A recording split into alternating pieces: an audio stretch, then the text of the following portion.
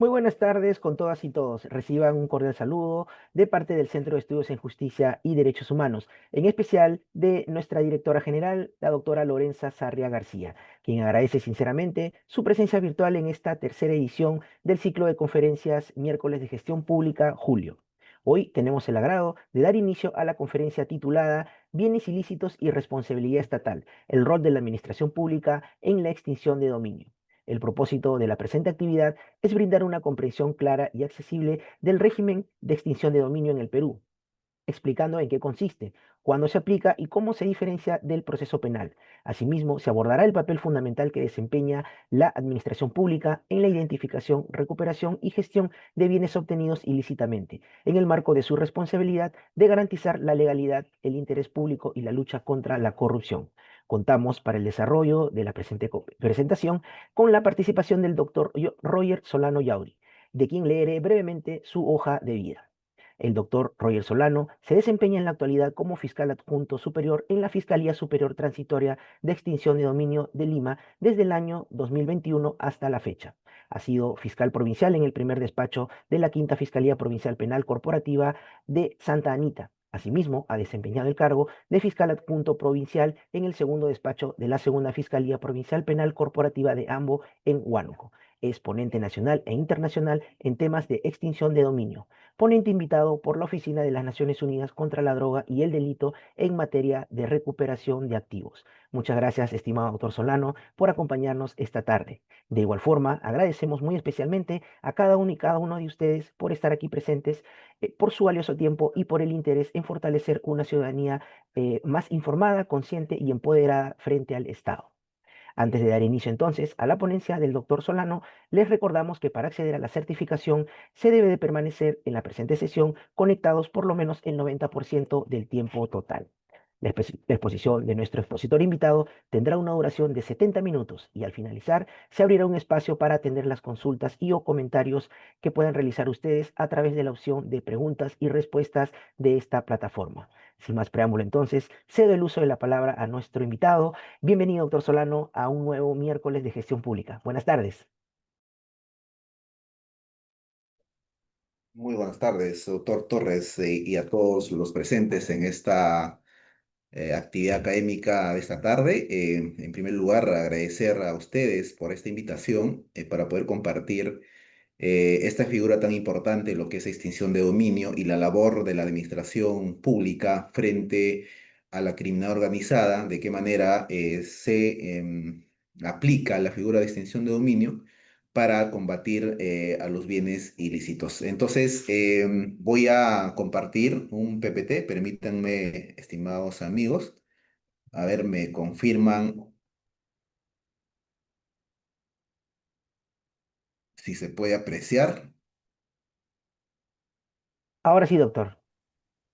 Ya, perfecto. Entonces, vamos a iniciar. Ya como ya se ha anunciado, el tema de hoy es muy importante para poder entender lo que es extinción de dominio y la labor que venimos desarrollando los que trabajamos en la administración pública, en particular en el Ministerio Público y de la mano, por supuesto, también con los procuradores públicos, la Policía Nacional del Perú, el Poder Judicial, además también Pronavi y otras entidades que coadyuvan en realidad en la aplicación de la figura de extinción de dominio.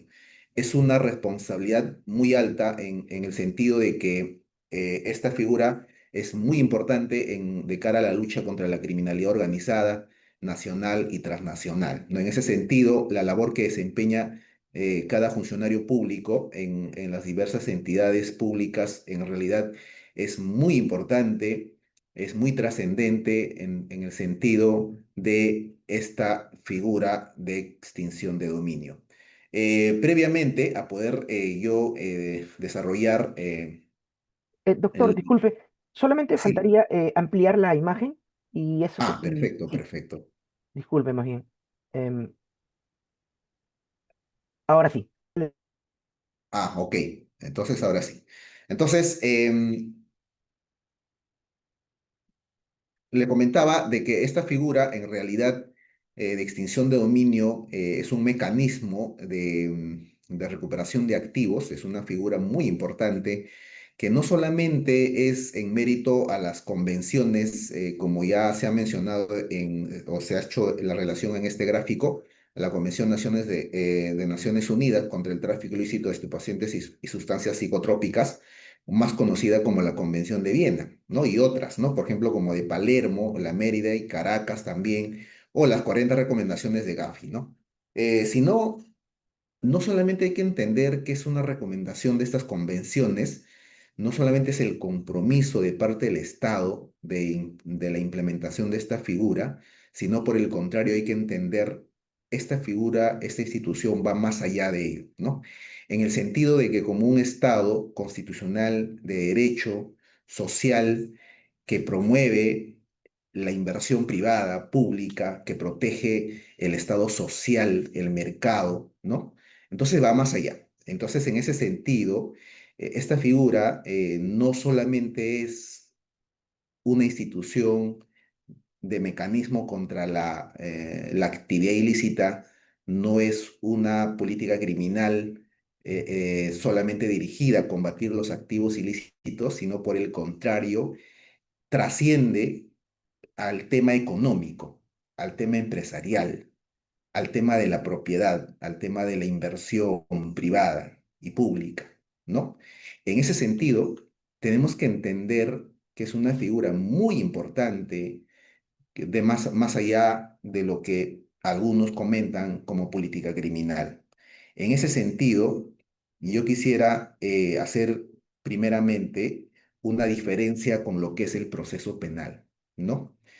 Eh, Como sabemos, el proceso penal es una figura que tiene una finalidad represiva, restaurativa y principalmente el objeto, en este caso del proceso penal, es la persona, ¿no? ¿Cuál es la finalidad principal del proceso? Es sancionar a la persona. Primero, por supuesto, determinar la responsabilidad penal y, consecuentemente, la sanción penal.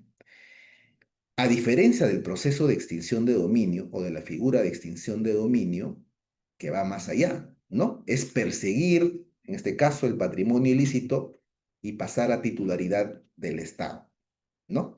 Que es totalmente diferente a lo que es el proceso penal, ¿no? Además, también, como política criminal, extinción de dominio, lo que es evita el flujo financiero ilícito. Por supuesto, corta, fracciona el patrimonio ilícito de la delincuencia. Evita de que las personas involucradas en las actividades ilícitas, las organizaciones criminales, persistan en su actividad, se organizan, trasciendan y continúan con su actividad delictiva.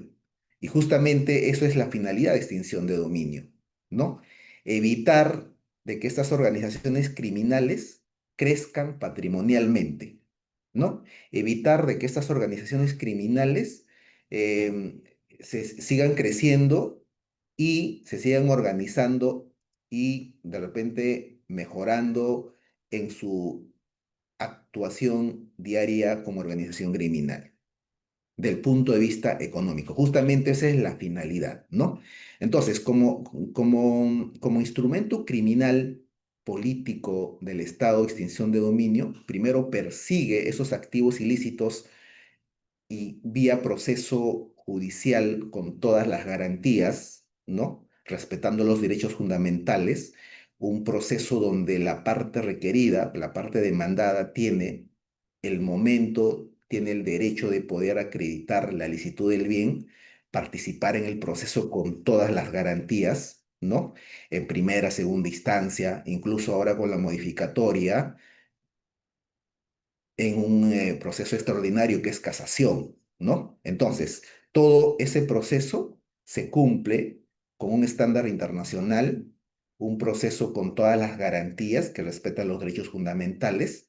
Luego de ello, el juez decide si el bien pasa o no a titularidad del Estado, ¿no? Entonces, esto es la figura de extinción de dominio desde el punto de vista como instrumento criminal, como política criminal del Estado, ¿no? Y hay otro segundo grupo que es muy importante y lo que yo les comentaba, ¿no? Que va más allá de la política criminal, la extinción de dominio. ¿Qué cosa es? Garantizar la licitud de los derechos reales. Es una figura, en realidad, que trasciende, ¿no? Más allá de la política criminal, en el sentido de que a través de extinción de dominio, lo que se hace es legalizar los derechos reales, no legitimar los derechos reales a través del proceso, a través de la indagación patrimonial. Si en el proceso o la investigación preliminar que tenemos acá, la investigación o la indagación patrimonial que le llamamos dentro del proceso de extinción de dominio, se determina de que la persona que está siendo investigada, indagada, ¿no? Los bienes que están objeto de indagación patrimonial fueron obtenidos de manera lícita, entonces el fiscal lo que le va a quedar es archivar el caso, garantizar justamente, legalizar su bien de esa persona que por supuesto posiblemente ha adquirido de manera lícita, ¿no? Entonces, este proceso es eso, cuidar los derechos, los bienes que se han obtenido de manera lícita, garantizar los derechos, los bienes que se han adquirido de manera transparente, producto del trabajo, ¿no? En caso que no fuera así, por supuesto que se va a someter a un proceso judicial y la sanción va a ser limitarle, quitarle el derecho que tiene esa persona sobre ese bien ilícito, ¿no? Y pasar a favor del Estado, ¿correcto? Si hablamos en un ejemplo concreto, yo sé que hay muchos, en el grupo seguramente hay muchos estudiantes de derecho, personas que de repente por primera vez escuchan lo que es extinción de dominio. ¿De qué estamos hablando? Personas que se dedican al tráfico ilícito de drogas, producto de esta actividad ilícita de tráfico ilícito de drogas, han obtenido bienes, ¿correcto? Han comprado bienes muebles, bienes inmuebles, producto de esta actividad. Esos bienes el Estado puede proteger, el Estado le puede brindar las garantías del derecho a la propiedad. Por supuesto que no.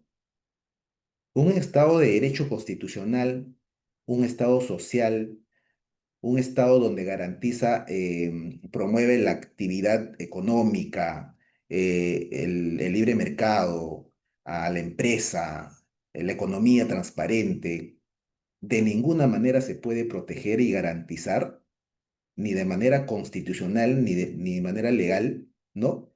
Bienes que fueron adquiridos producto de una actividad ilícita, ¿no? O vamos a otro ejemplo, ¿no? Un grupo de personas que se dedican a la trata de personas, ¿no? En un determinado tiempo, entre el 2010 y 2020, producto de esta actividad, han obtenido grandes ganancias, ¿correcto? Bienes inmuebles, cuentas bancarias, han formado empresas, todo con dinero producto de la trata de personas. Bajo una simple lógica, en un Estado de derecho, ¿será lógico que el Estado proteja esos bienes? ¿Garantiza esos bienes de esas personas que han obtenido de manera lícita, producto de una actividad ilícita grave como la trata de personas? De ninguna manera. Entonces, justamente eso es extinción de dominio, ¿no? ¿Qué cosa es extinción de dominio? Persigue esos bienes, ¿no? Somete a un proceso con todas las garantías y luego de acreditar de que esos bienes no tienen un origen lícito, tienen que pasar a favor del Estado. Eso es extinción de dominio, ¿no? Y de paso, como hemos dicho, como política criminal, por supuesto que es una lucha que fracciona, que quita los bienes, el patrimonio, las ganancias a estas organizaciones criminales, ¿no? Entonces, mira, ahí está. Entonces, mediante este proceso se garantiza el derecho real, ¿no? Y por otro lado, también se protege la economía lícita, por supuesto que sí. En un Estado de derecho, donde que el Estado va a garantizar el libre mercado, va a promover la empresa transparente, honesta, de ninguna manera podemos permitir de que el Estado se llena de economía ilícita. de dinero ilícito, de ninguna manera. Por eso que lo que hace extinción de dominio es proteger justamente la economía lícita, cuidar, cuidar la economía que se ha obtenido de manera transparente producto del trabajo. Eso es lo que hace extinción de dominio, ¿no? Y por otro lado también hay otro ámbito, ¿no? Previene y evita la adquisición de bienes de origen ilícito y la instrumentalización del mismo, ¿no? En sentido de que, por ejemplo, cuando estamos frente a casos, por ejemplo, instrumentalizados, ¿no? Bienes instrumentalizados, ejemplo puede ser que se utilizan vehículos para transportar pasta básica o cocaína. El vehículo que se utiliza para transportar nes- efectivamente va a ser un instrumento para la actividad ilícita, ¿no? En ese sentido, muchas veces las organizaciones criminales utilizan vehículos de otras personas, no utilizan sus propios vehículos o utilizan otros bienes inmuebles para hacer el acopio de la droga, por ejemplo, ¿no? Entonces, ese bien inmueble está siendo instrumentalizado. Entonces, muchas veces las personas propietarios de esos bienes, ¿no? Con esta figura, lo que va a hacer es evitar, prevenir. Ah, mira, hay una figura de extinción de dominio. Hay que tener cuidado con alquilar a qué personas tenemos que alquilar, a qué empresa tengo que alquilar, ¿no? Entonces, porque no podemos permitir de que muchas personas que tienen propiedades, por supuesto, tienen el derecho de alquilar, tienen el derecho de usufructuar de esos bienes. Sin embargo, lo tienen que hacer respetando los derechos de la sociedad, los derechos de las personas sin que esos bienes sean utilizados, instrumentalizados en una actividad ilícita, ¿no? Entonces, eso justamente, la figura de extinción de dominio lo que hace es prevenir, ¿no? A cuidar incluso la propiedad de las personas, ¿no? Evitar, ¿no? Ah, mira, pues como hay una figura de extinción de dominio, hay que tener mucho cuidado, no podemos alquilar a una organización criminal, hay que tener mucho cuidado, ¿no? Eso es un acto de prevención, ¿no? De todas las personas, en este caso incluso de la adquisición, de la instrumentalización del vehículo, de los vehículos, de los bienes que se alquilan, ¿no? Entonces eso hay que tener mucho cuidado, porque y eso es la labor también de extinción de dominio, más allá de ser una política criminal además, ¿no? ¿Qué más? Promueve la formalización. Sabemos muy bien de que el Perú y muchos países, no solamente Perú, está inmerso en lo que es la informalidad. Y justamente la informalidad es lo que coadyuva a las actividades ilícitas, ¿correcto? En ese sentido, también extinción de dominio lo que hace es promover la formalización a las empresas, en este caso a las personas naturales, jurídicas que están en una actividad comercial, ¿correcto? En ese sentido también creo que extinción de dominio tiene una labor muy importante en promover la formalización y también hay una que le obliga al propio Estado de que tiene que promover la formalización de estas personas. También le obliga al Estado, a veces es importante la figura de extinción de dominio. ¿Qué más? Coadyuva la inversión privada y pública, ¿no? Es muy importante, por eso que si entendemos la figura de extinción de dominio, eh, el Perú está en proceso de crecimiento. Hablamos mucho de las inversiones. Tenemos muchas empresas que están llegando a Perú y quieren invertir. ¿Ustedes creen que en un país donde prima, donde existe mucho flujo ilícito o donde existe mucho dinero ilícito, va a haber un empresario que va a querer invertir en el Perú, va a haber alguna persona que va a querer invertir en el Perú cuando existe mucho dinero ilícito? De ninguna manera. Y justamente como tenemos una figura de extinción de dominio en el Perú, lo que evita es que al mercado, a la economía, ingresa dinero ilícito, ¿correcto? Y esto es bien sencillo, o sea, es bien lógico porque si nosotros fuéramos empresarios y queremos de repente invertir en algún país, ¿no? Un dinero bastante significativo, ¿no? Primero vamos a hacer un estudio de mercado, ¿no? Entonces, si vamos a ir a Venezuela, queremos invertir, primero vamos a ver si tiene mecanismos de control, tiene herramientas de control, como por ejemplo extinción de dominio, ¿no? Si vamos, por ejemplo, a Panamá, no vamos a decir, pues en Panamá podemos invertir o no, ¿no? Panamá no sé si tendrá mecanismos de control como extinción de dominio, ¿no? ¿O en qué país es más confiable? Colombia, Ecuador, no sé, Chile, ¿no? Pero entonces, primero tenemos que hacer el estudio de mercado, definitivamente. En el Perú, extinción de dominio lo que hace es, ¿no? Luchar contra los activos ilícitos, sacar del mercado estos activos ilícitos, evitar de que ingrese al mercado dinero ilícito. Por lo tanto, es más confiable. Incluso las personas que quieren invertir en el Perú, va a decir, pues efectivamente, en el Perú hay mecanismos, tiene instrumentos que luchan contra el activo ilícito y es más confiable, ¿correcto? Así también, por ejemplo, los préstamos internacionales.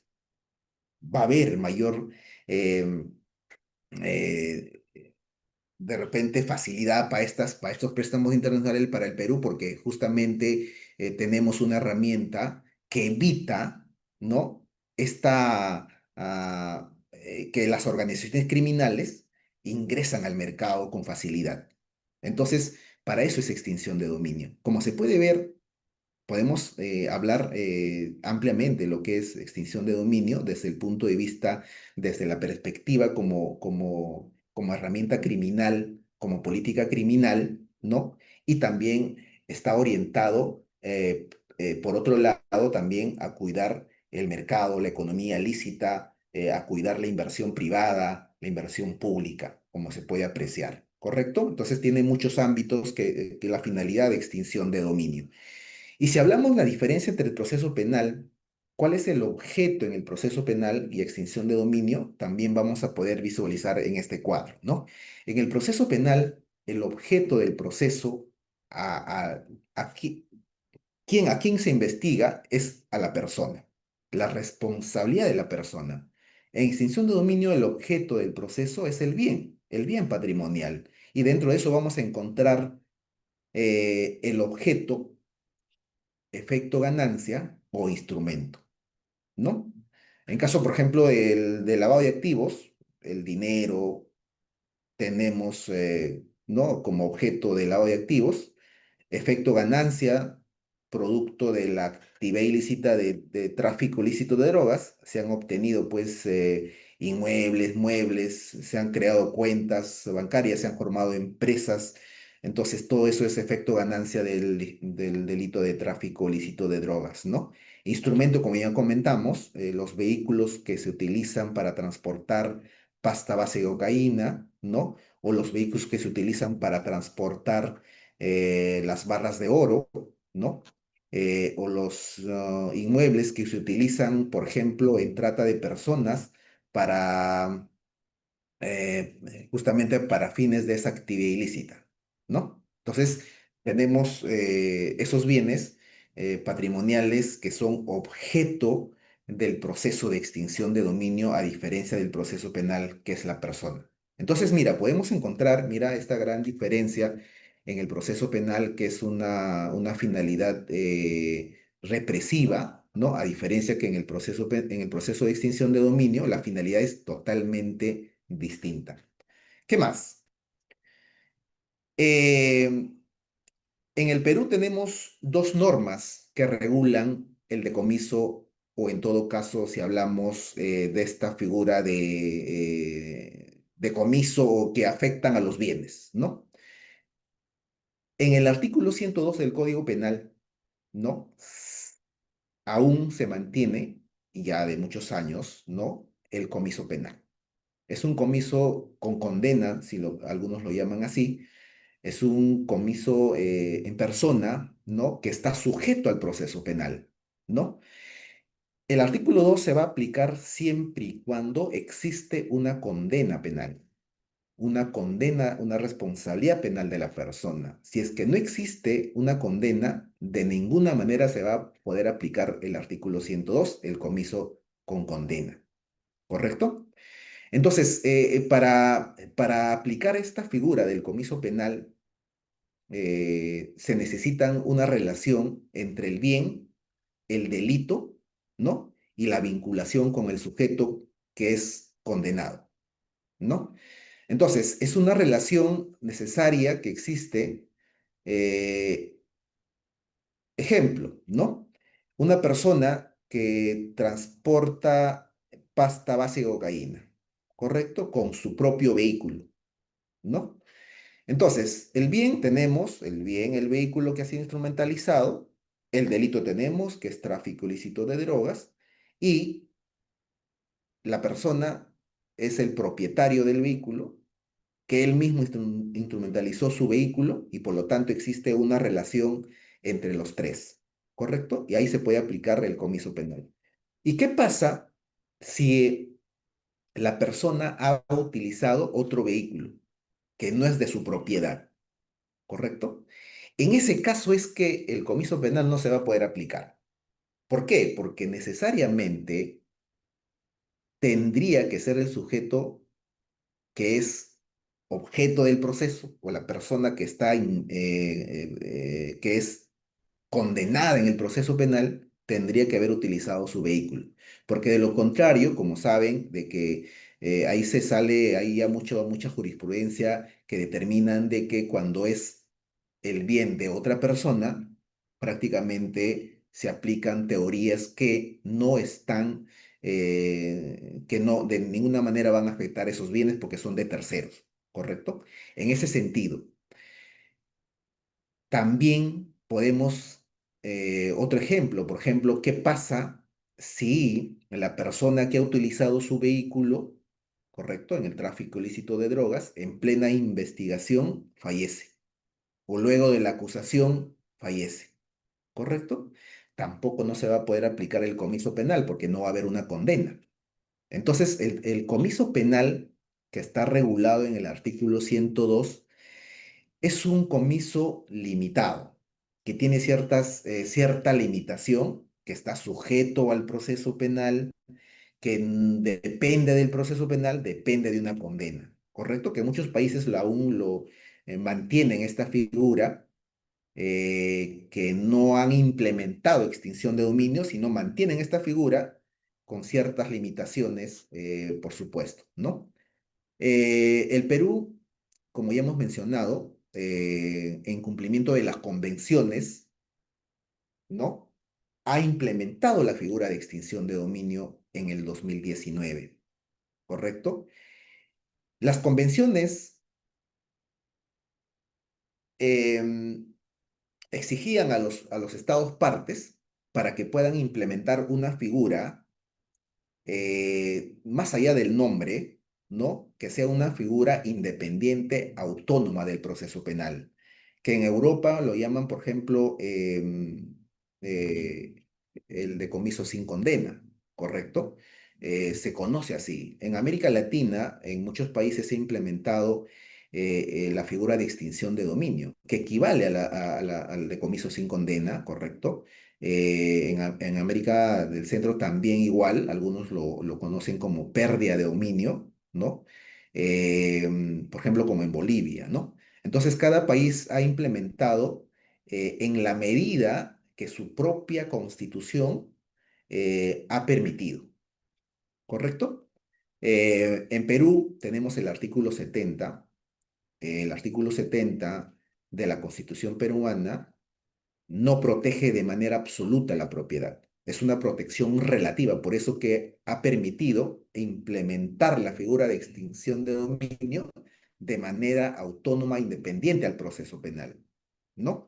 Sin la necesidad de una condena. Así se ha creado extinción de dominio, por supuesto, ¿no? Porque la figura del decomiso con condena ya está regulada en el artículo 102, ¿no? Pero con ciertas limitaciones. ¿Y cuáles son esas limitaciones para ser un poco más, más amplios en este aspecto? La figura del comiso penal, que está regulada en el artículo 102 del Código Penal, tiene muchas limitaciones. Uno, por ejemplo, es la muerte del investigado o acusado. Como he mencionado, ¿no? Una persona que está siendo investigada por trata de personas, por tráfico ilícito de drogas, por corrupción o por cualquier otro delito grave, ¿no? ¿Correcto? Ha obtenido ganancias de manera ilícita, producto de la actividad ilícita, se somete al proceso penal, se investiga y luego se llega a una acusación y previo a una sentencia o previo a la etapa de enjuiciamiento, ¿correcto? Fallece. Fallece esta persona que es investigada. No se va a lograr una condena, no se va a lograr una sentencia en el proceso penal. ¿Qué va a pasar? En el proceso penal se va a archivar, así sea en la etapa de investigación preliminar, así sea en la etapa preparatoria, o en la etapa intermedia, o en la etapa de juzgamiento. En cualquiera de estas etapas, cuando el investigado fallece, el acusado fallece, necesariamente y va a concluir el proceso penal. ¿Y cómo va a quedar las ganancias y cómo va a quedar los activos que ha obtenido producto de la actividad ilícita? ¿No? Si no existiera extinción de dominio, definitivamente las ganancias quedarían en poder de estas personas. Por supuesto, seguramente en manos de sus herederos, ¿no? De las personas que seguramente del trato sucesorio que van a obtener, en este caso por derecho de herencia, ¿no? ¿Correcto?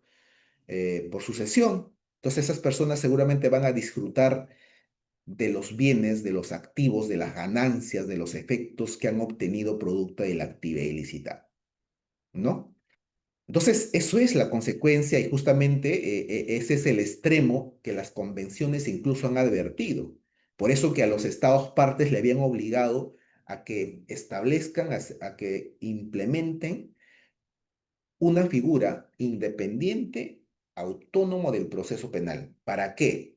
Para que en estos casos como la muerte del investigado o el acusado se pueda habilitar esta figura y despojar de esos bienes, ¿no? A las personas, a los herederos o a las personas que se han beneficiado con estos bienes luego de la muerte del investigado o del acusado, ¿no? Entonces ahí estamos viendo una clara deficiencia, una clara limitación del proceso penal que no va a poder afectar a esos efectos, ganancias de la actividad ilícito cuando fallece, cuando muere el investigado o el acusado. ¿Correcto? Creo que el ejemplo está clarísimo, ¿correcto? En caso de prescripción de la acción penal es muy similar, ¿correcto? Sabemos muy bien de que en el proceso penal prescribe la acción penal, luego que culmina el plazo o la pena máxima del tipo penal. En algunos casos se ha duplicado la prescripción de la acción penal, ¿no? El plazo. En algunos casos es imprescriptible, pero en muchos casos prescribe la acción penal, ¿correcto? Principalmente en las actividades ilícitas graves, por ejemplo, como corrupción de funcionarios, trata de personas. Hay muchos tipos penales que prescriben, ¿correcto? Y definitivamente sabemos también de que el proceso penal, por la misma complejidad, por la misma carga laboral muchas veces, o em, por muchas deficiencias que tenemos, muchas veces el proceso penal demora. Y justamente ese es el tiempo que alimenta la prescripción. Y cuando prescribe la acción penal, de ninguna manera vamos a obtener una sentencia condenatoria o una sentencia. Entonces, ¿cómo quedan las ganancias de las personas que han estado inmersos en esta actividad ilícita y que el caso o su caso en el proceso penal va a culminar con una prescripción de la acción penal? El proceso penal no va a alcanzar a esos bienes, el proceso penal no va a afectar esos bienes, las personas se van a beneficiar con esos bienes, ¿no? Pero tenemos extinción de dominio, pero eso luego lo vamos a explicar, ¿correcto? Entonces el proceso penal, estamos hablando de las deficiencias de lo que es el comiso penal que está regulado en el artículo 102 del Código Penal. ¿Qué más? Podemos poner muchos ejemplos y yo en cada parte voy a comentar un ejemplo. Por ejemplo, si hablamos de la muerte del investigado, del acusado, de repente para poder redondear el caso, ¿no? Lo puedo comentar porque ya es un caso que tiene una sentencia, es un caso que ya público, ¿no? De público conocimiento, ¿no? Seguramente muchos de ustedes recuerdan al señor Malca Villanueva, ¿no? Malca Villanueva en su momento era ministro de la cartera de Defensa y del Interior en la década del 90 en el gobierno de Alberto Fujimori, ¿correcto? En ese momento, cuando ha ocupado estas dos carteras, ha estado inmerso en diversas actividades ilícitas, principalmente de corrupción de funcionarios, ¿no? Luego se ha sometido al proceso penal en donde se ha determinado de que el señor Malca habría obtenido una ganancia producto de esa actividad ilícita, porque son compra de helicópteros y aviones, ¿no? Correcto. En esas licitaciones él se habría beneficiado aproximadamente 15 millones de dólares, ¿correcto? 15 millones de dólares, de acuerdo a la pericia que se ha realizado, ¿no?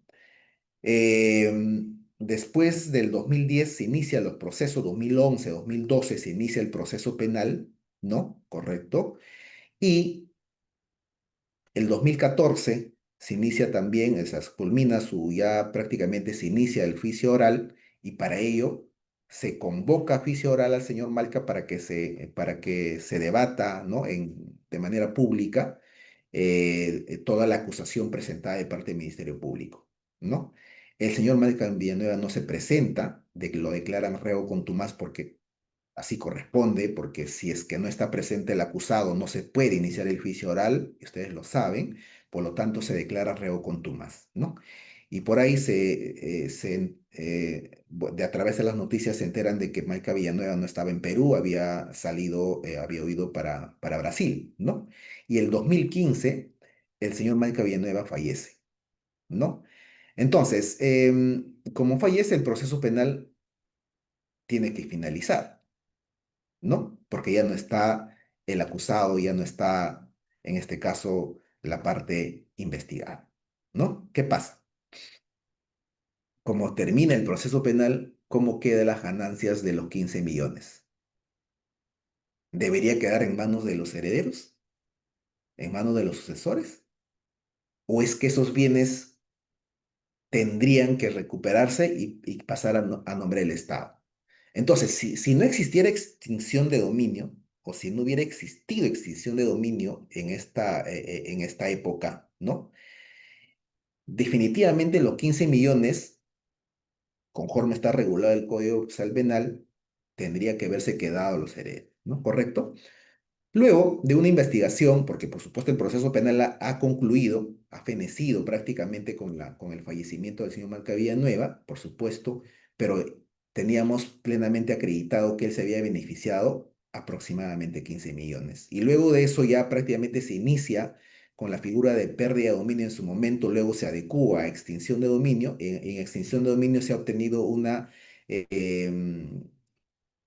sentencia de manera favorable, pero no de los 15 millones, si solamente aproximadamente 1,5 millones que se encontró en una cuenta en México, que se aplicó la figura de extinción de dominio y se ha obtenido una sentencia de manera favorable, ¿no? Por supuesto, los investigados en el proceso de extinción de dominio, nosotros lo llamamos los requeridos o los indagados, ¿no? Ya fueron los hijos y la esposa del señor Malca Villanueva, ¿no? Ellos fueron los requeridos, ¿no? Entonces, mira de qué manera la figura de extinción de dominio es muy importante porque si no existiera esta figura, prácticamente en estas situaciones que estamos explicando, la muerte, la prescripción, los testaferratos, que más adelante vamos a explicar, definitivamente los que se beneficiarían de los activos, las ganancias ilícitas, producto de estas actividades ilícitas, ¿correcto? Entonces, por eso que es la importancia la necesidad de fortalecer extinción de dominio, ¿no? Porque, y justamente ahí va la recomendación de las convenciones, porque justamente en las convenciones se pusieron en estos supuestos. Por eso es que se recomendó implementar esta figura de extinción de dominio, ¿no? En ese mismo orden, podemos también comentar en este caso, la deficiencia que existe en el decomiso penal, por ejemplo, cuando los bienes están a nombre de terceros, ¿no? Testaferros, prestanombres del círculo familiar, empresa de fachada, por ejemplo, ¿no? Que generalmente las organizaciones criminales modernas, como hoy, nacionales, transnacionales, ¿no? Organizaciones que necesariamente o las personas que están inmersos en estas actividades no registran bienes a su nombre, sino por el contrario, para evitar de que la justicia afecta a sus bienes, para que el proceso penal o extinción de dominio afecta a sus bienes, lo que hacen es registrar nombres, no, registrar sus bienes a nombres de otras personas, ¿correcto? En este caso ya estamos hablando de testaferrato, prestanombre, círculo familiar, empresa de fachada. Si se interviene a personas que están involucradas, por ejemplo, en minería ilegal, ¿no? Exportan millones y millones de dólares, de barras de oro, pero no tienen ningún bien esa persona. La empresa que ha servido para la exportación no tiene ningún bien, ¿no? Entonces, ¿dónde están los bienes? ¿Dónde está la ganancia? ¿A dónde va la ganancia? ¿O es que ellos hacen actividades ilícitas simplemente para, quizás, para no ganar nada? O sea, no tiene sentido, ¿no? Entonces, hoy en día las organizaciones criminales no registran bienes a su nombre. Por eso que los bienes están en nombre de los estaferos, prestanombre, círculo familiar, ¿no? Entonces, en el decomiso penal no afecta a esos bienes, no llega a esos bienes, simplemente se queda con los bienes de la persona directamente responsable en el proceso penal. ¿No? En muy pocos casos se llega al testaferrato, se llega de repente como una sanción, ¿no? El extranado, ¿no? En el proceso, por ejemplo, en los delitos contra la administración pública, por ejemplo, ¿no? Pero de repente le va a alcanzar la sanción penal, pero definitivamente que van a buscar los bienes que están a nombre de testaferros, el círculo familiar o en empresas fachadas de ninguna manera. Esto es la labor de extinción de dominio, ¿no? Asimismo, también, estimados amigos, por ejemplo, cuál es la deficiencia del decomiso penal, ¿no? Cuando existe terminación, conclusión anticipada, ¿no? Por ejemplo, esta figura que beneficia tanto al investigado, también al Estado, porque es en base al principio de economía procesal, se aplica esta figura, ¿no? Pero en esas situaciones, por ejemplo, muchas personas se someten a estas figuras y los bienes pasan por alto, ¿no? Y las ganancias pasan por alto, ¿no? Entonces, tampoco no se afecta en el proceso penal los bienes en caso se aplican terminación, conclusión anticipada, ¿no?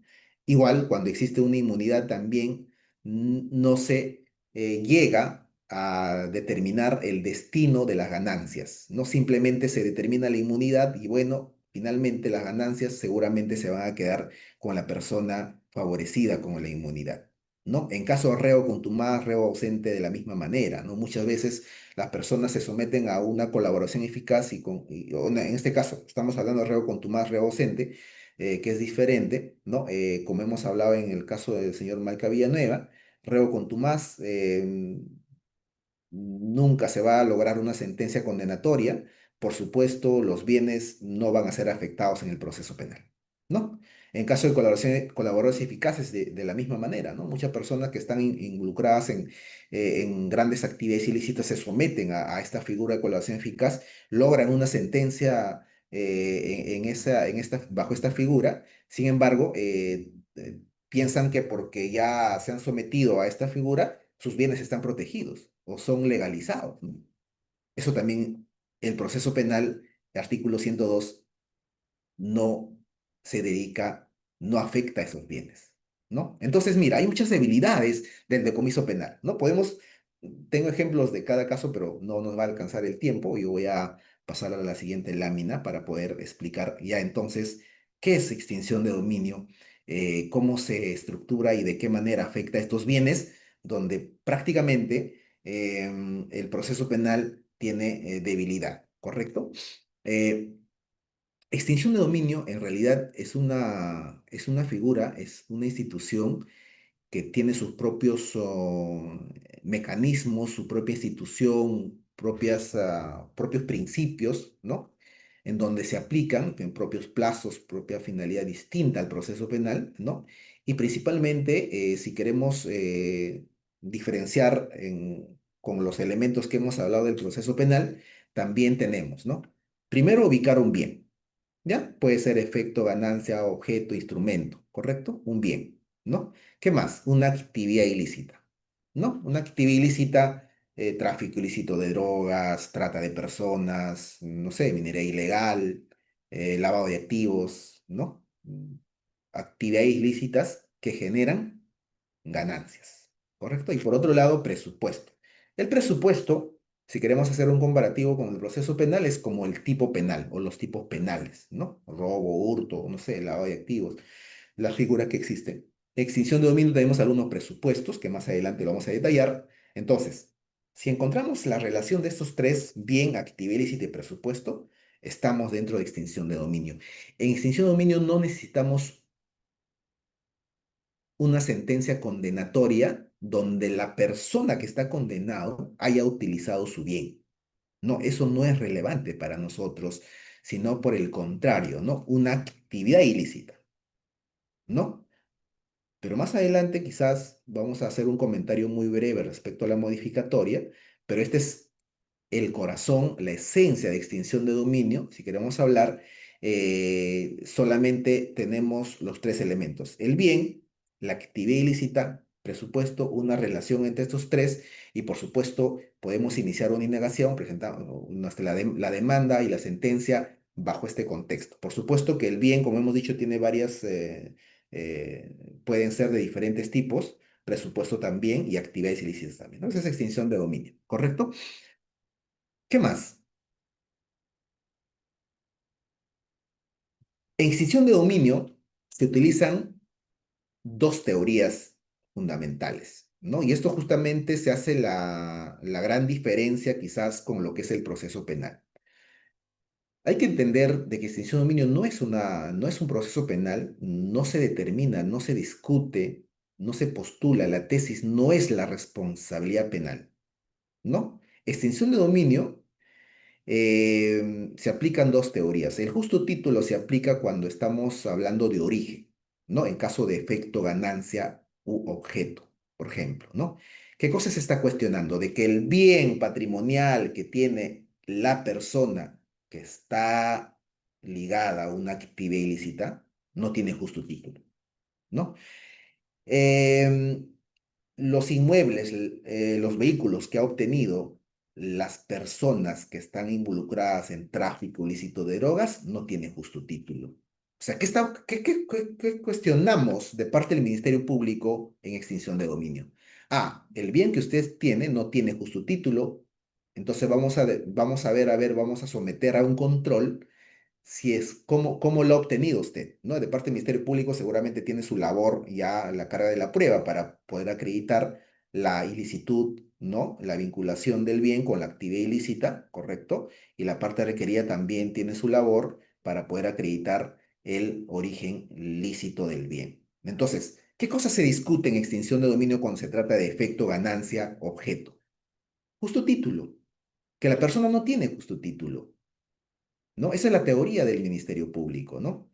Y para eso tenemos que determinar y tenemos que aplicar reglas del Código Civil, ¿no?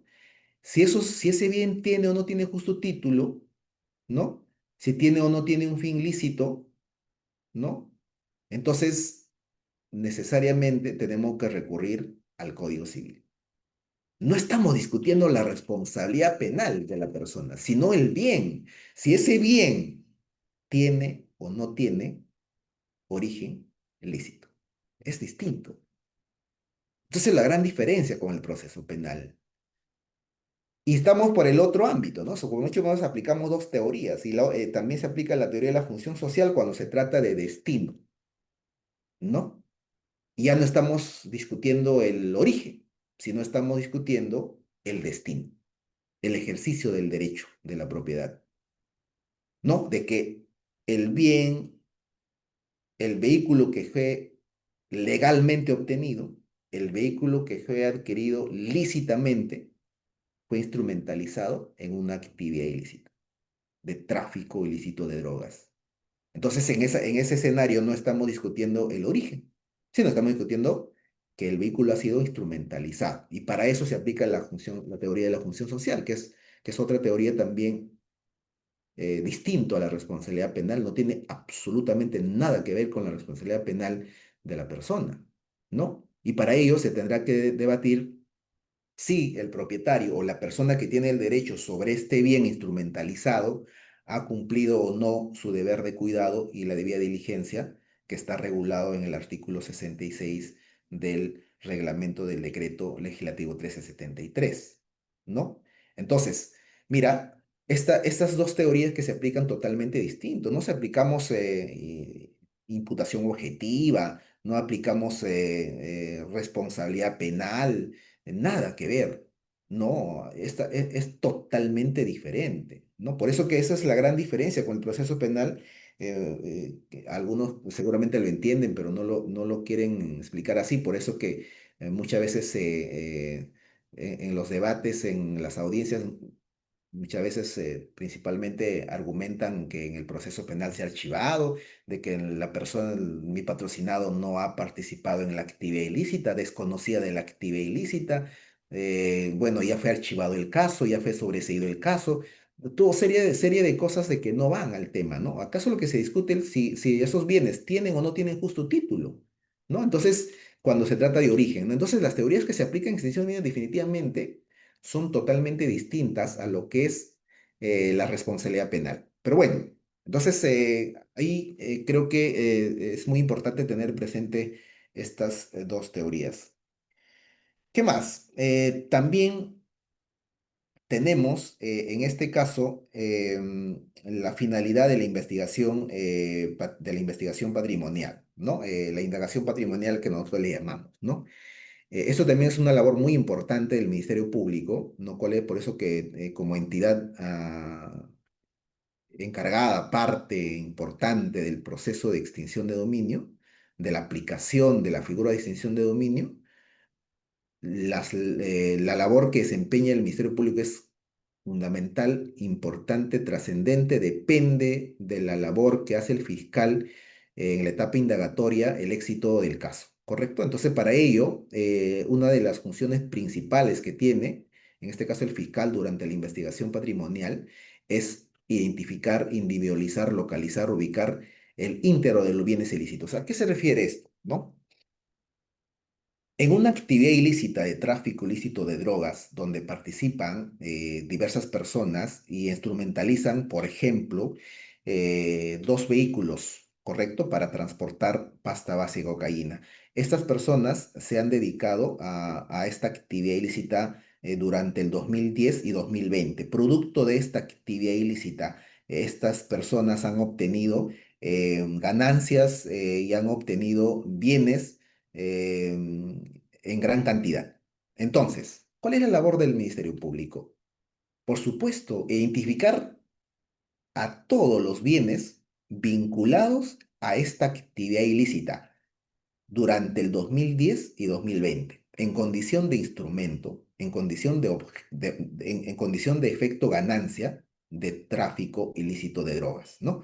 Los vehículos que han servido para transportar la pasta base de cocaína serán instrumento, ¿correcto? Las personas que han ganado, que han obtenido bienes producto de las ganancias de esta actividad ilícita, que serán efecto ganancia, ¿correcto? Los bienes, las cuentas que han creado, las empresas que han creado, ¿no? Todas esas ganancias son efecto ganancia prácticamente de la actividad ilícita de tráfico ilícito de drogas, ¿correcto? Entonces, ¿la labor cuál es? Identificar el íntero de los bienes vinculados a la actividad ilícita. Si queremos hacer una diferencia con el proceso penal, por ejemplo, seguramente el fiscal penal, su labor fundamental va a ser en identificar a las personas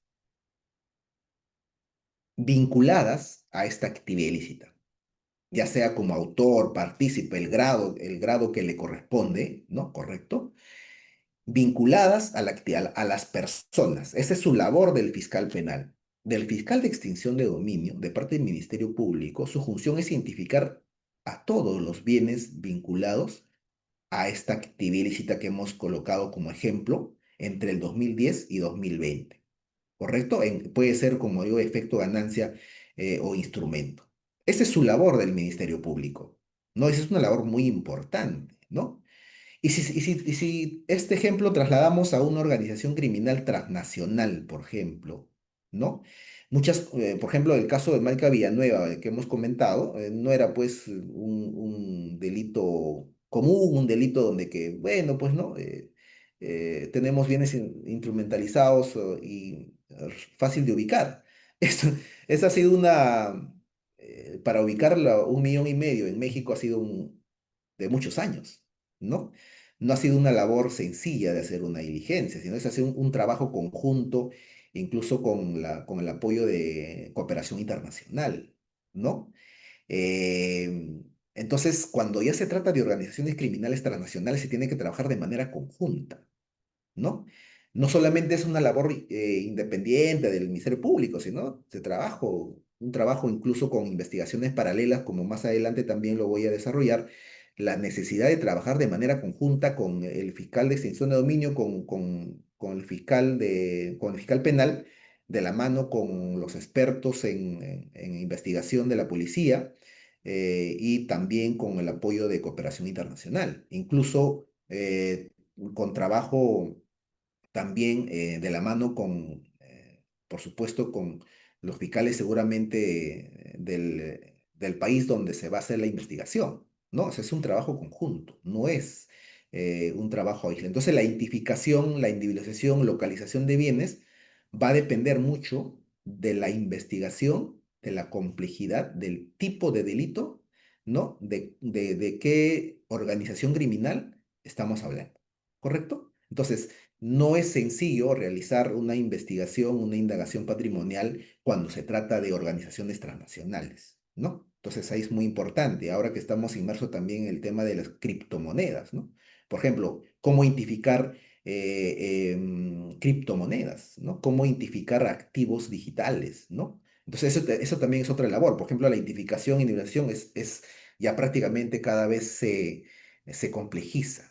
Correcto, entonces la labor del Ministerio Público es muy importante, por supuesto, como hemos mencionado, es de la mano también con el apoyo de los procuradores, porque los procuradores también tienen una labor fundamental en lo que es la investigación, la identificación, ¿no? Ellos pueden aportar medios probatorios, pueden solicitar incluso diligencias que ellos creen conveniente o creen pertinente para los fines de la investigación patrimonial, ¿correcto? Pueden proponer, por supuesto que sí. ¿No? Entonces, pero lo tienen que fundamentar cuál es la finalidad, cuál es la pertinencia, cuál es la utilidad de la diligencia que están solicitando, ¿no? Entonces, con fines de identificar, individualizar, bien, ¿correcto? ¿Qué más? ¿Cuál es la finalidad de la investigación patrimonial, ¿no? Conocer el origen y la trazabilidad patrimonial ilícito, por supuesto que sí, esto es muy importante, ¿no? Eh, el origen del bien, en caso que estamos hablando que está en cuestión el justo título, como hemos mencionado, ¿no? El origen del bien y la trazabilidad del patrimonio ilícito. Es muy importante la labor en este aspecto, determinar de qué manera la ganancia o la actividad ilícita ha permitido la obtención, ¿no? De bienes, de activos, ¿no? La ganancia de dinero, ¿no? ¿Correcto? Y de qué manera ha transcurrido ese dinero desde la actividad ilícita hasta la obtención o la transformación final de los bienes que se van a identificar. Eso es muy importante, ¿no? En el transcurso, por supuesto, tiene que haber bienes mezclados, ¿no? Bienes que han servido para ocultar otros bienes, ¿no? O sea, esa es una figura que también más adelante lo vamos a explicar. Por supuesto, en la trazabilidad vamos a encontrar muchas. En caso que no se pueda encontrar, determinar la trazabilidad de los bienes, se puede aplicar otra figura de los bienes equivalentes, ¿no? Eso también es otra figura Lo vamos a explicar más adelante. ¿Qué más? Localizar a los requeridos y terceros. Por supuesto, como estamos frente a bienes, necesariamente los bienes tienen un propietario, ¿no? O en todo caso, hay personas que tienen derechos sobre el bien, no necesariamente en calidad de propietario, puede ser de repente usufructuario, puede ser otra persona que es en posesionario, el derecho que le corresponde, ¿no? Entonces, tenemos que identificar a esas personas. ¿Quién es la persona que tiene derecho sobre el bien? ¿Correcto? Y ellos son los requeridos, ¿no? Los terceros podrían ser, por ejemplo, en muchos casos se ha presentado, por ejemplo, hay algunos bienes que están bajo un contrato de hipoteca, y, pero son instrumentalizados, ¿no? ¿Correcto? Entonces, el banco que ha sido, pues, el que ha prestado el dinero, en este caso para la hipoteca, eh, tendría o no la condición de tercero, eso se va a determinar en el proceso, pero ahí se podría más o menos visualizar, si queremos poner un ejemplo, un tercero, ¿correcto? Entonces, creo que eso es muy importante también la labor de determinar quién es el requerido. En caso, por ejemplo, que ya la persona ha fallecido, el requerido será, pues, no los herederos, ¿no? ¿Correcto? Ellos serán considerados los requeridos, todas las personas. En caso, por ejemplo, un bien instrumentalizado, un terreno de 5 hectáreas instrumentalizado para el tráfico ilícito de drogas y de ese terreno, los propietarios son 10 personas que son copropietarios. Entonces, ¿quiénes son los requeridos cuando se investiga ese terreno de 5 hectáreas instrumentalizado? Los requeridos van a ser los propietarios, los posesionarios o las personas que tienen derecho sobre ese bien. ¿Correcto? Entonces, mira, y en caso, por ejemplo, que exista una sociedad conyugal, igual, ¿no? El requerido tendría que ser la sociedad conyugal.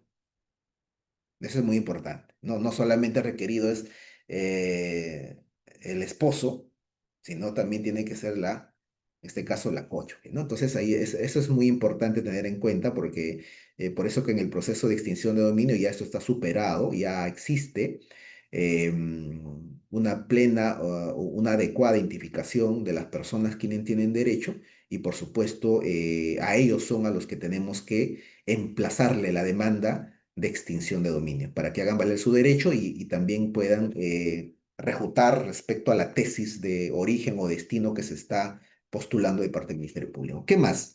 También facilita la identificación de los integrantes de la organización, por supuesto que sí. Cuando existe una organización criminal dedicada a una actividad ilícita, lo que se hace es buscar bienes de esas personas, de los integrantes de la organización criminal. ¿Correcto? Una vez identificada, tenemos que buscar si estas personas se han beneficiado o no con esa actividad ilícita. Pues es muy importante determinar la organización criminal. Por supuesto, en los casos que se tienen extinción de dominio, se trabaja de la mano también con las investigaciones penales, ¿no? En donde fácilmente ellos o están en la obligación, principalmente en el proceso penal, identificar claramente quiénes son los integrantes de la organización criminal y para nosotros eso nos sirve para efectos de poder buscar las ganancias que habrían obtenido los integrantes de la organización criminal. ¿Qué más? ¿Coadyuva la investigación paralela? Por supuesto que sí, ¿no? La investigación que se realiza en extinción de dominio sirve también para el proceso penal. ¿No? O en todo caso, lo que se realiza la investigación penal también sirve para extinción de dominio, ¿no? Ahí es la investigación paralela que más adelante lo vamos a desarrollar. ¿Qué más? Permite la recopilación de elementos probatorios o indicios concurrentes y razonables en caso de incremento patrimonial no justificado, que también tenemos un presupuesto sobre ese tema, ¿no? ¿Qué más? Permite la cautela de los bienes y o interponer la demanda, ¿no? Entonces, en este caso también todo este trabajo que se hace nos sirve para, en el proceso, en la etapa de investigación patrimonial, podemos requerir las cautelas pertinentes para evitar que desaparezcan los bienes durante la investigación patrimonial. ¿No? Entonces, finalmente esto va a concluir con la presentación de la demanda o en todo caso con el archivo que el fiscal va a decidir en base a todos los elementos recaudados en esta etapa, ¿no? Bueno. ¿Qué más? Los presupuestos más relevantes que tenemos en extinción de dominio. Bueno, ya el tiempo eh,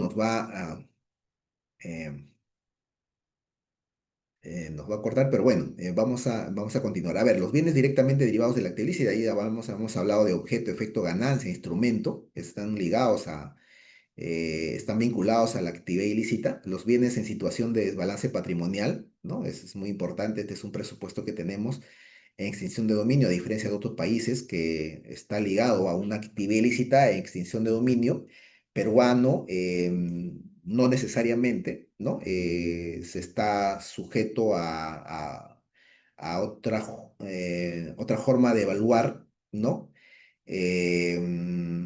Un presupuesto independiente, ¿no? A la actividad ilícita. Pero bueno, esto es un tema quizás no nos va a permitir el tiempo explicarlo, pero este es un presupuesto muy importante para extinción de dominio, de cara incluso a la modificatoria de la ley de extinción de dominio. ¿Qué más? Bienes de origen legal con destino ilícito, ¿no? En este caso, bienes mezclados, ¿no? Eh, Siempre me gusta comentar de algunos casos, por ejemplo, un bien que ha sido adquirido de manera lícita, por ejemplo, producto o a consecuencia de un préstamo hipotecario, se compra un bien, pero luego antes de cancelar o la mitad después de hacer los pagos mensuales por la hipoteca, esta persona cancela, ¿no? El otro restante de cuotas, ¿no? Con dinero maculado, ¿no? Dinero que proviene de actividad ilícita, ¿correcto? Entonces, ahí hay bienes mezclados, definitivamente, ¿no? Porque el inmueble se ha obtenido con dinero lícito, pero la otra parte se ha pagado con dinero maculado, ¿no? Entonces, ese bien ya está manchado, está mezclado, hay bien lícito o sea, dinero lícito y dinero ilícito. Entonces, también eso nos permite, ¿no? Tenemos una figura de lo que es en los bienes mezclados, ¿no? ¿Qué más? Bienes de origen o destino ilícito con objeto de sucesión. El ejemplo más concreto que podemos colocar es el caso de Villanueva Ruesta, ¿no? No, Maica Villanueva, disculpen, Maica Villanueva, ¿no? En donde se aplicó también este presupuesto, ¿correcto? No voy a dar más detalles porque si no el tiempo no nos va a permitir. ¿Qué más? Bienes equivalentes. Esta figura es muy importante en el sentido que en caso que no se logra identificar la ganancia, no se logra identificar el efecto de la actividad ilícita, podemos aplicar los bienes equivalentes, ¿no? Muchas veces las organizaciones criminales hoy en día es bien difícil identificar, ubicar los bienes que han obtenido producto de la actividad ilícita, ¿no? Pero sí está acreditado, ¿no? Cuánto dinero se ha obtenido, como en el caso de eh, Malca Villanueva, ¿no? 15 millones, pero eso está acreditado, la actividad y la ganancia que ha obtenido producto de la actividad ilícita. Pero ¿cuánto se ha recuperado? 1,5 millones. Por lo tanto, faltaría 13,5 millones, más los intereses, si es que queremos ser un poco más drásticos, ¿no? Pero bueno, ¿qué pasa? ¿Cómo se aplican los bienes equivalentes? ¿No? En caso que los bienes, la ganancia han sido ocultados, ¿no? Por supuesto, las organizaciones criminales fácilmente ocultan los bienes, ¿no? Seguramente dinero que no está bancarizado, dinero que no ha sido sometido al sistema financiero, ¿no? Pueden estar seguramente ocultos. Y muchas veces eso es una forma de evitar eh, que los delincuentes pues son sometidos al proceso penal, al proceso de extinción de dominio, ¿no? Como ejemplo, por ejemplo, seguramente es el caso de Malca Villanueva, ¿no? Por ejemplo, ¿qué ocurre? Hay, por ejemplo, la trabajadora del banco en donde se ha encontrado esta cuenta en México, en su declaración brindada en el proceso penal, comentó de que el dinero que se había llevado a esa entidad bancaria, ¿no? Era dinero en paquetes, ¿no? Billetes en paquetes, denominados de denominación 100 soles, ¿no? Y en dólares, ¿no? Pero eran en paquetes y tenían un olor a humedad, ¿no? Un olor a humedad. Entonces, ¿qué cosa quiere decir esto, no? Entiendo de que este dinero ha sido ocultado, no ha sido bancarizado. No sé dónde habrá estado, ¿no? Entonces, ya para no hablar mucho del caso Maica Villanueva, las organizaciones criminales están acostumbradas, o el modus operandi es eso, ¿no? O sea, no bancarizar, sino tener ocultos de diferentes formas, evitar de que el Estado peruano o el proceso, en este caso, proceso penal, extinción de dominio, pueda intervenir, ¿no? Entonces, están ocultos. ¿Y cómo hacemos entonces? Está acreditado que se ha beneficiado 20 millones de dólares, pero ese dinero no sabemos dónde está. ¿Qué hacemos? Ah, buscamos otros bienes, pues, ¿no? Buscamos otros bienes que seguramente eran obtenidos de manera lícita, ¿no? De esta persona que, que ocultó los bienes, ¿no? Entonces, estos bienes que ha obtenido de manera lícita, se puede extinguir, pero primero para eso se tiene que acreditar que existió un beneficio económico de manera lícita, ¿no? Plenamente identificado el monto, cuánto se ha beneficiado y su equivalencia podemos aplicar, ¿no? Podemos recuperar otros bienes que fueron adquiridos de manera lícita, ¿no? Entonces, ahí está, bienes ilícitos ocultados, ¿no? No se puede identificar, es imposible que la justicia peruana llegue, ¿no? A ubicar, pero sí está acreditado. Entonces sí se pueden buscar otros bienes lícitos y eso puede reemplazar para aplicar extinción de dominio. ¿Qué más? Destruidos, ¿no? Bienes destruidos. Ejemplo, ¿no? Un narcotraficante plenamente identificado, procesado ya, ¿no?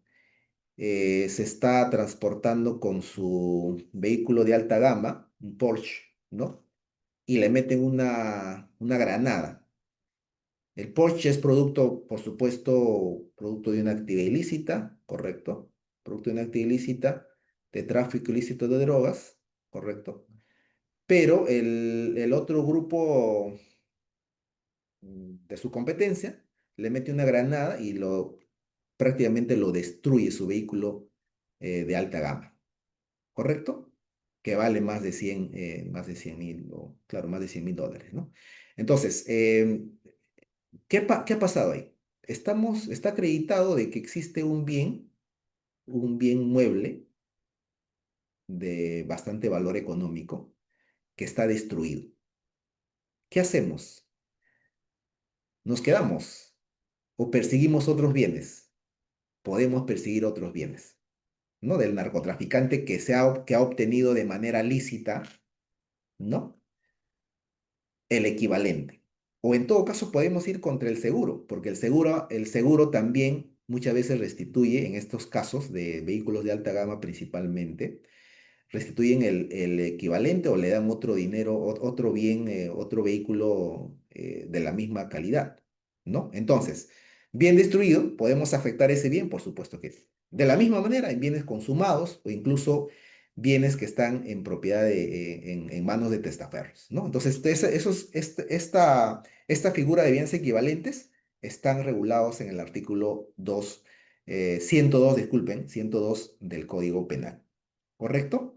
Así, entonces tenemos también estos bienes tienen que ser de titularidad del responsable o también del tercero, ¿no? Eso puede ser también, eso está regulado. Y con eso termino, ¿ya? Porque ya justamente ya me están avisando para poder culminar, pues ya estamos dentro del plazo, ¿no?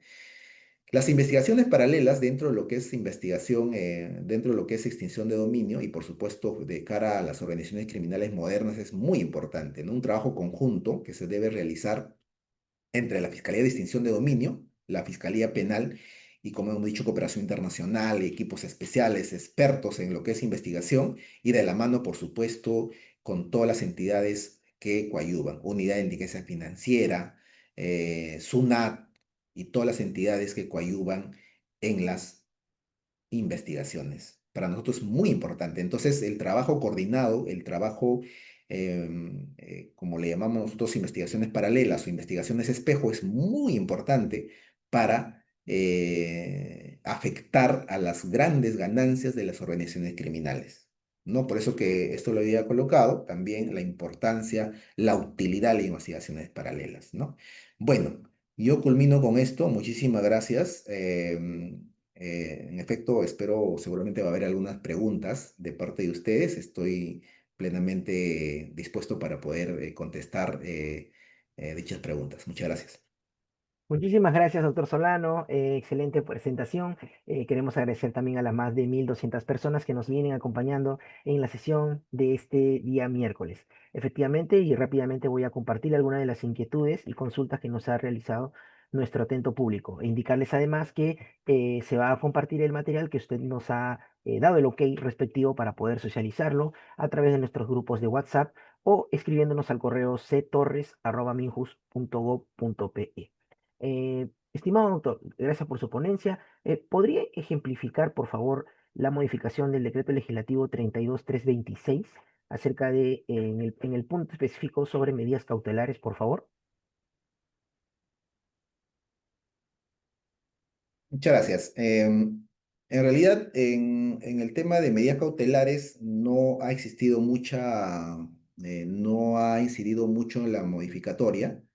Em, Salvo en el tema, por ejemplo, en este caso de la publicidad o del acceso de la parte requerida en esta etapa, ¿no? O sea, en esta etapa de indagación patrimonial y en las medidas cautelares. O sea, se le ha dado la oportunidad, en todo caso, más a la parte requerida para que pueda tener acceso a participación directa en lo que es incluso en esta parte de las cautelas, ¿no? No hay mucha variación, no hay mucha modificación en este extremo, ¿no? Se siguen manteniendo las cautelas que están reguladas en el 1373, se sigue manteniendo tal como se ha regulado, incluso existe la posibilidad que el fiscal pueda presentar, eh, puede ejecutar una medida cautelar sin la autorización cuando es urgente el caso, ¿no? La oposición es una figura que ha introducido la modificatoria, ¿no? En el sentido de las cautelas, ¿no? Pero esto es como una especie de participación en el proceso. Justamente esa es la oportunidad que le dan a la parte requerida para poder como que oponerse al requerimiento cautelar de parte del Ministerio Público, ¿no? Entonces, principalmente se le ha dado ese derecho, se le ha ampliado el derecho a la parte requerida en los incidentes que genera las cautelas, ¿no? Gracias, doctor.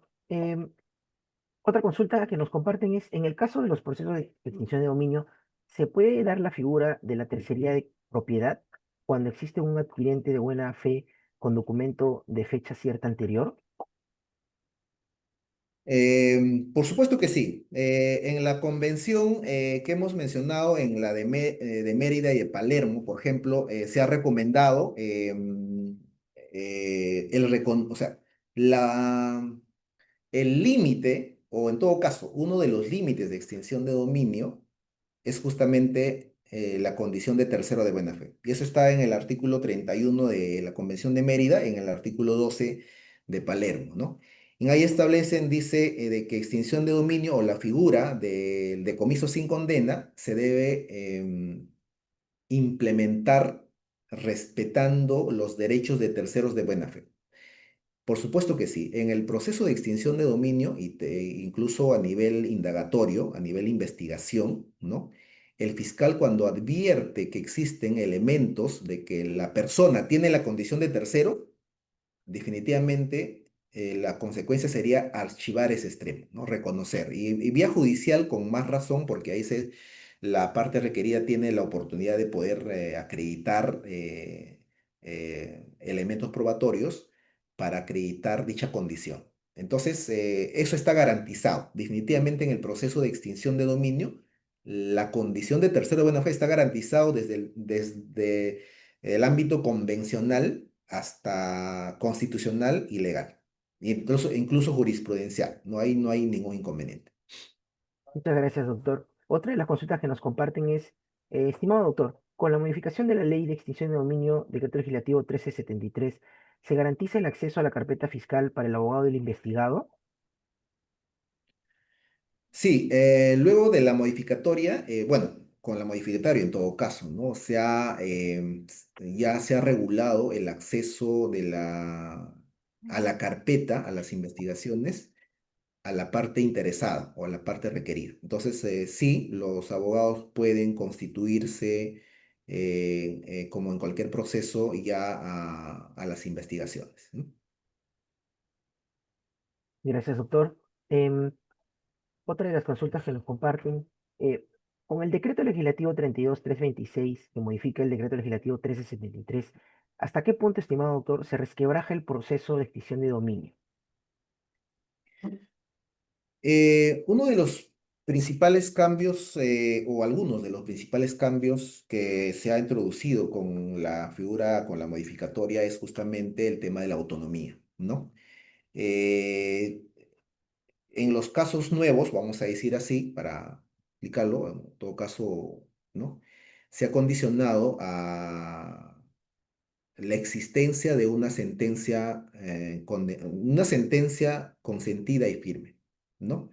Entonces, no en todos los delitos o no en todas las actividades ilícitas, ¿no? Esta condición o este requisito se ha considerado para algunos, ¿no? Por ejemplo, estamos hablando de lavado de activos, de criminalidad organizada, ¿no?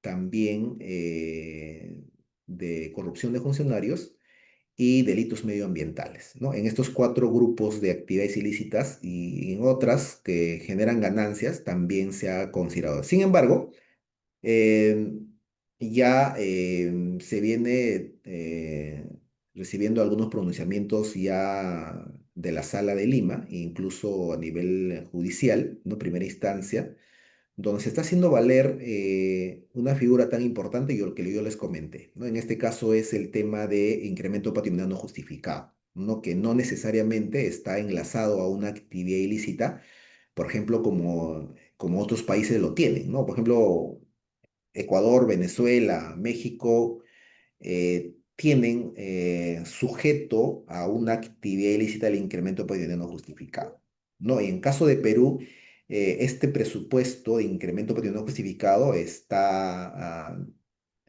al menos del punto de vista del criterio del Ministerio Público, no necesariamente está enlazado a una actividad ilícita. Por lo tanto, como que tenemos una posibilidad de poder investigar en ese contexto, ¿no? Pero bueno, esto todo también está sujeto a control jurisdiccional. em, Eso ha sido el principal, quizás, cambio que se ha incorporado. También se ha establecido de que existe un plazo prescriptorio, ¿no? Por ejemplo, para iniciar indagación patrimonial, se tendría que iniciar antes de los 5 años, luego de la emisión de la sentencia o luego de la obtención de la sentencia consentida y firme. Luego de eso tenemos solo 5 años para iniciar una indagación patrimonial, ¿no? Entonces, creo que esos dos cambios son lo más fundamentales porque en algunos casos, por ejemplo, una figura importante se ha introducido, por ejemplo, el tema de la casación, ¿no? Antes de la modificatoria o contexto original no existía la casación. Ahora se ha introducido esta posibilidad de hacer un recurso extraordinario, lo cual creo que no afecta en nada. Por el contrario, es una etapa más donde que seguramente la Corte Suprema va a tener la oportunidad de pronunciarse en los casos de extinción de dominio, lo cual para nosotros no es un perjuicio, sino por el contrario, creo que vamos a tener incluso la oportunidad de que en los casos se pronuncien los jueces de la Corte Suprema, ¿no? Gracias, doctor. Aquí nos comparten un pequeño caso, me consultan.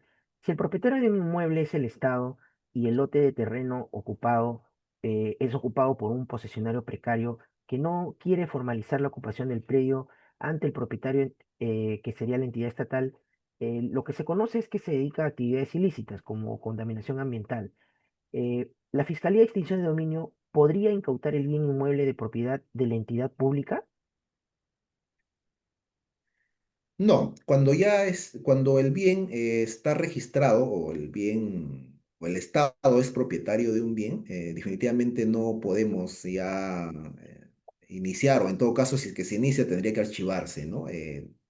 Menos llegar a vía judicial en esta situación, ¿no? En tanto de que, por ejemplo, en las indagaciones generalmente se culmina con una sustracción de la materia porque ya el bien está en propiedad del Estado. Por lo tanto, es inoficioso definitivamente hacer todo un proceso para que el mismo Estado obtenga el derecho, que ya lo tiene. Entonces, no tiene sentido, ¿no? Gracias, doctor. Con la vigencia de la Ley 32326, ¿cómo se tramitarán los casos antiguos vinculados a lavado de activos, y corrupción de funcionarios que aún se encuentran en etapa de indagación patrimonial y que no pueden virar a incremento patrimonial, doctor? Muchas gracias. Sí, justamente importante la pregunta.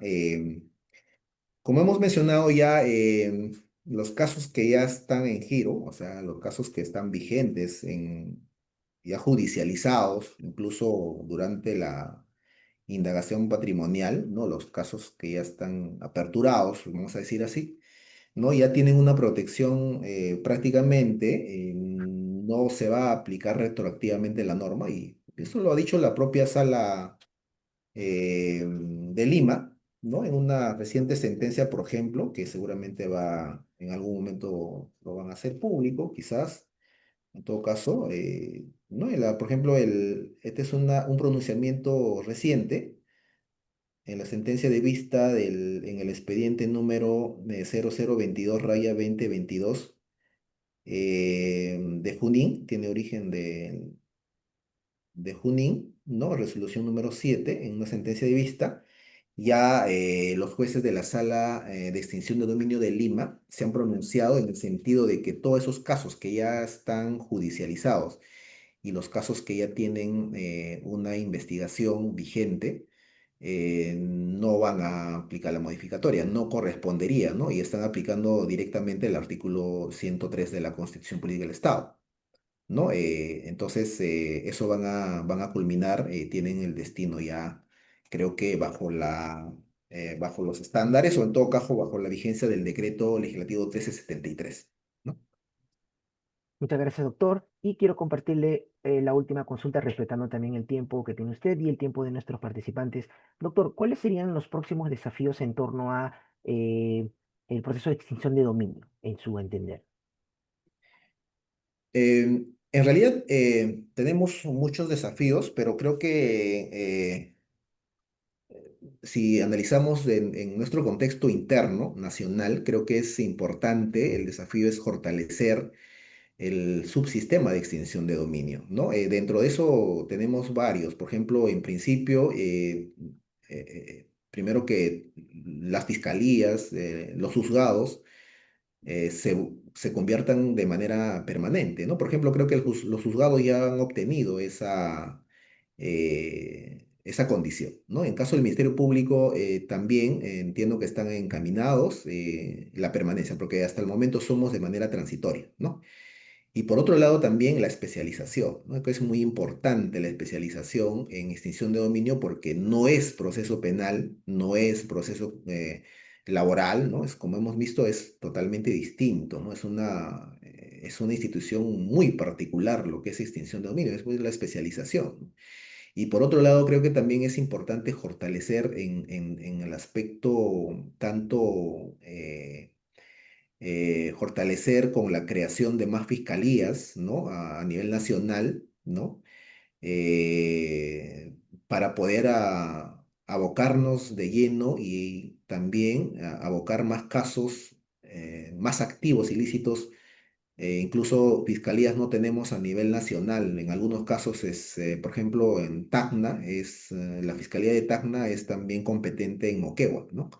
O la Fiscalía de Junín también es competente en Huancavelica y en la Selva Central, ¿no? Entonces, esas cosas creo que es importante fortalecer. Tenemos muchos desafíos en realidad, incluso en muchas ocasiones he mencionado de que también que esta institución incluso se pueda fortalecer o se pueda dictar en las aulas universitarias como un curso especializado, aún así como curso lectivo. Es muy importante porque de esa manera también tanto los funcionarios del Ministerio Público, Poder Judicial o los abogados litigantes en este aspecto, en esta figura, sería muy enriquecedor que exista un curso ya en las universidades para el Estado. Y por otro lado, a nivel internacional es muy importante también de que los países implementen, ¿no?, esta figura de manera independiente autónoma. Por ejemplo, Ecuador está paralizado con la implementación de extinción de dominio. En otros países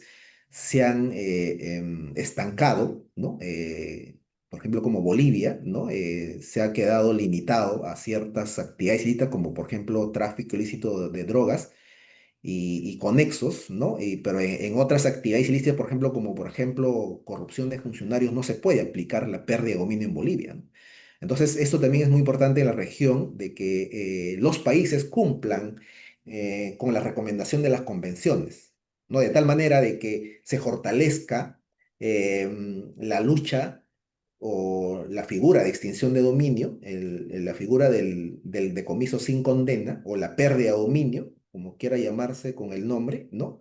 Pero que sea de manera independiente, autónoma al proceso penal, ¿no? Y eso es muy importante porque muchas veces cuando se recurre a un país para pedir la repatriación del dinero que sea acreditado que proviene de una manera ilícita mediante una sentencia, no se puede repatriar porque en ese país no existe la figura de extinción de dominio, ¿no? Entonces, esas limitaciones se tienen, ¿no? Y hay muchas situaciones. Por eso de manera internacional y de manera nacional creo que es importante entender que esta figura no solamente es un antojo de cierto grupo, sino que es más bien incumplimiento de las convenciones, ¿no? Eso es muy importante entender y el desafío es ello, ¿no? Porque también el desafío es que se realice un trabajo conjunto, como he dicho, investigaciones paralelas, porque si queremos enfrentar a la organización criminal, a las bandas criminales, porque ellos sí se unen, ellos sí trabajan de manera conjunta, ellos hacen su alianza, incluso con grupos criminales nacional e internacional,